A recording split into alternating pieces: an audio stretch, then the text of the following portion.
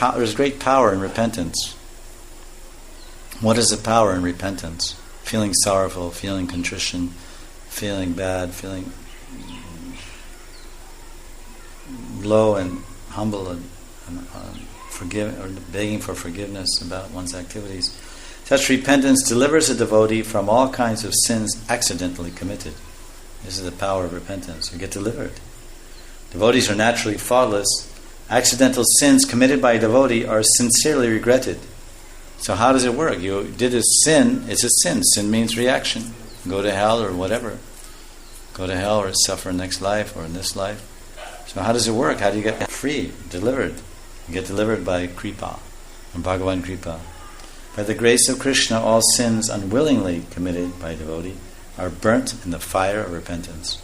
Like the Christians talk about, repent, sinners repent, sinners repent. They carry placards and posters in cities, encouraging people to turn to God.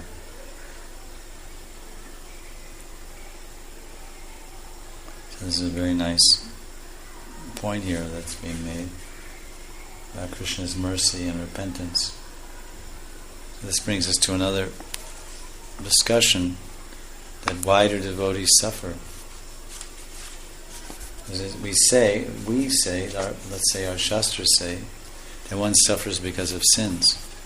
Papa karma, papa phal. Papa phal, suffering. Mental suffering, physical suffering, emotional suffering. It's all due to sin. Disease, mental disturbance.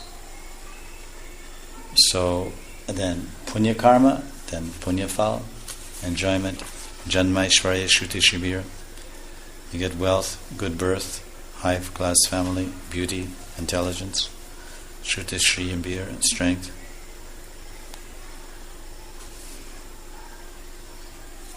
Janmaishvarya Shruti Shri beer. So the devotee chants the holy name of the Lord and chants Namavas, which is the second stage of chanting. And it's a clearing stage and becomes liberated from all sins. So he has no more sins. Pravda karma is eliminated. So then how does he suffer? He shouldn't be any more suffering. Maybe he may get initiated, maybe chanting, but not chanting, still chanting in Nama Parad or Seva Parad or Vaishnava Parad or Dhamma Parad or Jiva Parad, and anarthas are there. And if aparads are there, then the holy name is acting, but not giving its full reciprocation. Like the sun is shining and there's light even when the clouds are there, but you're not getting the full light of the sun. When all the clouds move out of the sky, then you get the full power. So any contact with the holy name gives reaction, gives benefit.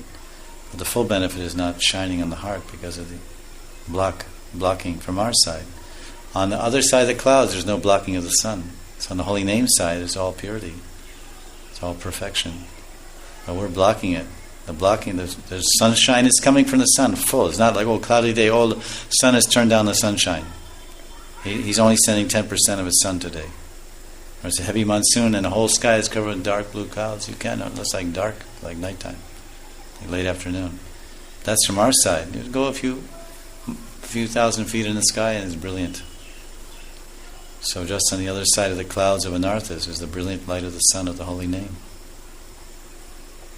So this holy name, so then the argument can be presented, well, how is it that devotees, even great devotees, what to speak of little devotees or aspiring devotees like ourselves, how is it they suffer? Maharaj Parikshit, Maharaj Ambarish, Ranti Dev, the Pandavas, Kunti Devi suffered so much, and Draupadi suffered so much. Maharaj Chitraketu and countless other exalted devotees, they have undergone tribulation. That to ordinary people it says unnecessary. What did they do wrong? They were pure devotees. What to speak of Namaparad? When they chanted the Lord's name, they chanted Prem Nam.